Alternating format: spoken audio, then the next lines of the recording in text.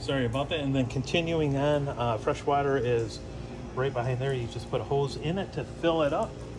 Then on the back, we have outside shower that has hot and cold water. You do have a 2-inch receiver hitch back here, rated up to 300 pounds if you want to do a bike rack. And then the ladder for the roof, that is a full walkable roof. If we come around the corner, you do have your capital grill right here. This will pull out, and then there is a gas line. You can see it right there with the yellow tag and plug on it. That's where you'll hook that up to, and then electric only fridge out here. That's what this fridge is. We go along, access for the refrigerator, for the main refrigerator on the inside, and then exhaust for the furnace is right there. So we go into the camper, take you for a walk through it. You have your freestanding dinette right here. You do have a little bit of storage underneath the seats. Theater seating, these do recline. You see the little lever right there. Just pull that out on each side to extend it, and then you'll just push it back in with your feet. You have the 4K TV. Under it is the Furrion stereo. You have 4 speakers inside here, up in the corner, and then there, and then 2 on the outside. So you can see right here, you have the 2 different zones that will operate that. Fridge right here, it's on auto. And because it's plugged in, it's running off electric. If we were to unplug it, it would default over to gas. So that's how you operate that, or you can do gas only if you want. But automatic, it will automatically transfer between gas and electric and default to electric when it's plugged in. You have the stovetop here, 3-burner stovetop. This will just fold up, then out of the way. Control it right here, spark ignition right there. So just like that, okay? Turn that back off, and then oven is right here, spark ignition, and then this is just for a little bit of backlighting on the dials there, if you wanted to do that. Bring this back down. Light switch for the slide out is right here. It is a dimmer switch, but you can turn it off, on right there. And then you do have this little circle thing.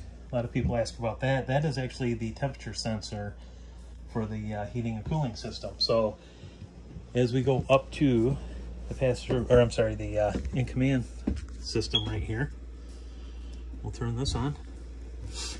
It'll come up and it's going to ask you what the passcode is. The default passcode is all zeros, just like so. You got heating and cooling right here.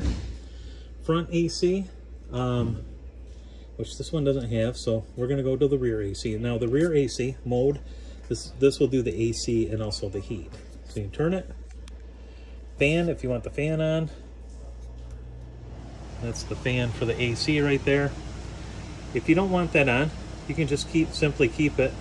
Oops. There we go. You see where the fan now is set on automatic for the AC. AC won't kick on because it's just too cold in here, but the furnace will, because we're set at 78. So now you have heat right there. Source is going to be gas, which is the only source.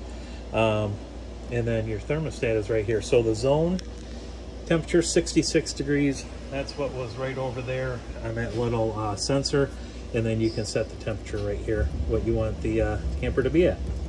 So that's that part of it. We go back out. Lights, pretty simple. Bedroom lights, off on, like so. Ceiling lights right here, okay, off of one switch. Awning lights, that's underneath the awning there. So we'll go back out. Actually, I'll turn all the lights back on. Slide outs, this is really self-explanatory. Wardrobe slide, that's up in the bedroom. Sofa dinette slide, in and out, and then awning in and out. Go back to the main menu, and then you have settings right here. Now settings, you can go ahead and link your phone through Bluetooth. You can connect to Wi-Fi. If you want to do that, you can change the time and date. The reason to do that is if we go back out to the heating and cooling right here, you can see where you can set a schedule, start and stop. So if it has the right times, you can go ahead and set the, the heat to turn on at a certain time, or the AC. That's why you'd want to change that. And then also in here, you can change your passcode too. So if you don't want to do the default all zeros, you can go ahead and put your own in. Just above it, you can see the contents for fresh. black tank and gray tank 1 and 2. Those are empty. As they fill up, that will get a little bit lighter in color underneath that. Gives you status on the battery. Water pump, turn that on. That's on right there. Hot water heater. You can, it's off now, but you can do gas or electric, or gas and electric through that. So that's the in-command system right there. Below it, you do have the heat pads for the tanks. And it's 12 volt, that runs right off your battery. And then going into the bathroom here, you got the pivot door. Main thing in here is you do have a GFI outlet, so if you lose power to some of your outlets, check to make sure that this isn't tripped. If it is, just go ahead and reset it. Shower right here, and then your foot flush toilet right there.